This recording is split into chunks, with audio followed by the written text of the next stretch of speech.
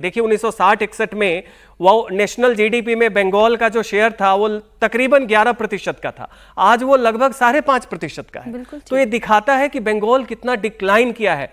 तो पहला आप ये जरूर कुछ फैसले लें कि 100 दिन में कोई एक बड़ा अनाउंसमेंट हो कि यहां पे औद्योगिकीकरण, जो इन्वेस्टर्स हैं, बिजनेसमैन हैं, उनका फेथ हो रहा है, कानून व्यवस्था हो रही है, और उसके बाद लॉन्ग टर्म में आप बॉर्डर्स को सेव करें। घुसपैठिए के जो गौ की तस्करी का मामला कर रहे हैं वो तो झारखंड से बीरभूम के रास्ते घुसता है और फिर वो बांग्लादेश जाता है, तो इसको पूरी तरीके से संज्ञान में लेके करें। लेकिन शॉर्ट टर्म में प्रोफेशनल पुलिस, इम्पार्शियल पुलिस, और दूसरा जो क्लब कल्चर है और पार्टी का जो सर्वेलेंस का कल्चर है वो खत्म होना चाहिए। ये तस्वीर हमने त्रिपुरा में देखा है, खत्म हुआ है। लोगों को थोड़ा पॉलिटिक्स के अलावे भी एक स्पेस दें, सांस लेने की, हर चीज वो सुबह उठे और सोए वो पार्टी के तकरीबन में ना। मैग्नीफाइंग ग्लास लेकर हर वक्त अगर कोई आपको ढूंढता फिरेगा तो फिर वो भरोसा कायम नहीं हो पाएगा, वो डर खत्म नहीं हो पाएगा।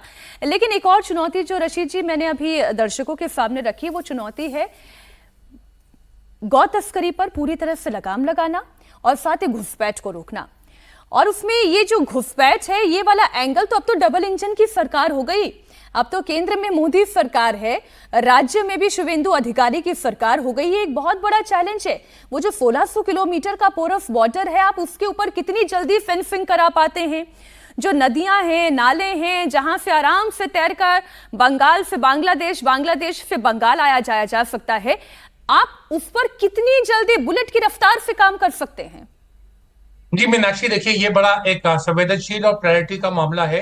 इस पर तुरंत काम होना चाहिए, क्योंकि बहुत समय से ऐसी बात कही जाती थी कि राज्य सरकार उसमें कोऑपरेट नहीं कर रही। अब वहां न सिर्फ बंगाल में बल्कि आसाम में तमाम जगह के ऊपर भाजपा की सरकार है, तो भाजपा जो है उस पर शुभेंदु अधिकारी का एक बड़ा मुझे लगता है कि उनके लिए बड़ी जिम्मेदारी की बात होगी कि इसके ऊपर ध्यान दे। जहां तक मीनाक्षी गौ तस्करी की बात है, मुझे तो लगता है कि गौवध के ऊपर ही पूरी पाबंदी लगा देनी चाहिए। बहुत सारे मुस्लिम संगठनों ने और बुद्धिजीवियों ने बार बार ये कहा है कि देश भर में जो है ये गौवध के ऊपर ही पूरा प्रतिबंध लगा देना चाहिए। ये क्या है कि एक राज्य में है, एक राज्य में नहीं है, और सरकार उसमें दलील देती है कि स्टेट सब्जेक्ट है और ये एनिमल हस्बेंड्री में आता है, एग्रीकल्चर मंत्रालय में आता है, कृषि मंत्रालय में आता है। इसके ऊपर जब सरकार ने बड़े बड़े कानून बनाए, धारा 370 खत्म की और बहुत बड़े बड़े काम किए, ये काम भी जरूर करना चाहिए और उसमें भारत के मुसलमान बिल्कुल साथ देंगे। 1921 का मैं आपको एक रेजोल्यूशन बताता हूं, जब खिलाफत मूवमेंट चल रहा था, उन्होंने कहा था कि भारत के मुसलमानों से तमाम उस जमाने के मौलवियों ने कि वो किसी भी तरीके का गौवध में शामिल ना हो,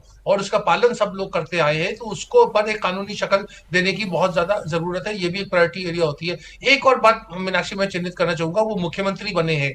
मुख्यमंत्री की उनकी संविधान की जिम्मेदारी है, वो अब 45% वोट जो जिन्होंने उनको वोट दिए उनका प्रतिनिधित्व नहीं कर रहे हैं, अब वो 100 में से 100 लोगों का प्रतिनिधित्व करेंगे। तो इसलिए उनके शासन में उनकी जो कार्यशैली है उसमें जेन्युइन सेंस में सबसे बड़ा ये सबका साथ सबका विकास होना चाहिए, जो आपके प्रोग्राम का टाइटल है। अब उन्हें राजधर्म का पालन करना चाहिए। अब उन्हें कोई भी जो मनमुटाव था या क्लेश था या जितना भी कड़वाहट थी चुनाव के बीच में, वो खत्म होनी चाहिए। और मुख्यमंत्री का दायित्व बनता है कि वो लॉ एंड ऑर्डर को बिल्कुल बढ़ाए। अगर कोई दुष्ट और कोई गलत काम करता है, लेकिन बदले की भावना से काम नहीं करना होगा। दिया गया, रशीद जी आप बात बिल्कुल ठीक कह रहे हैं, जब निमंत्रण भी दिया गया, इसलिए ममता बनर्जी को भी निमंत्रण दिया गया था।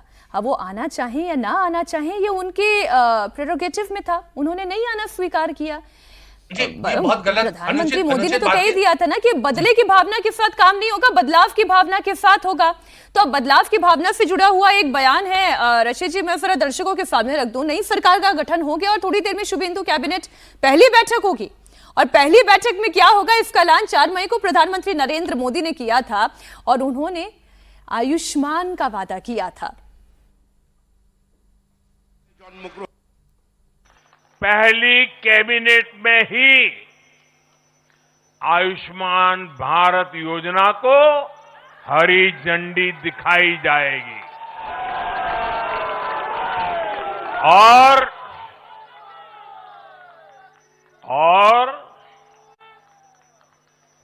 घुसपैठियों के खिलाफ भी सख्त से सख्त कार्रवाई होगी।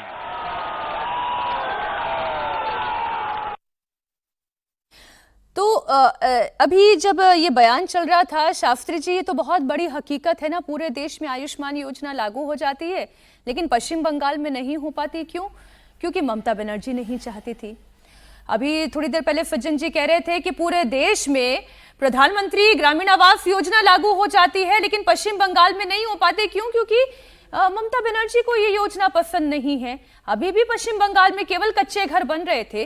तो ये कुछ ऐसी बातें हैं जिन पर अब एक्शन होना चाहिए। अब तो डबल इंजन की सरकार है।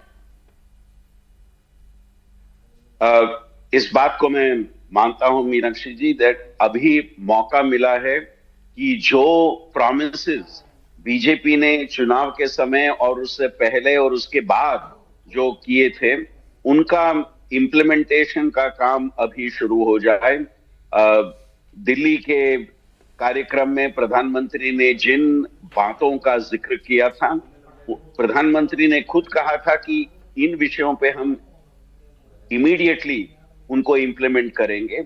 और एक बात मीनाक्षी जी, जो प्रधानमंत्री ने उस स्पीच में कहा था कि इस बार चुनाव के नतीजे के बाद वो एक ट्रेंड जो वेस्ट बंगाल में थी कि चुनाव के बाद जीतने वाला एक हिंसा की एक वातावरण को वहां पैदा करता है, और उससे क्या क्या हो सकता है पिछले चुनावों में हमने देखा था।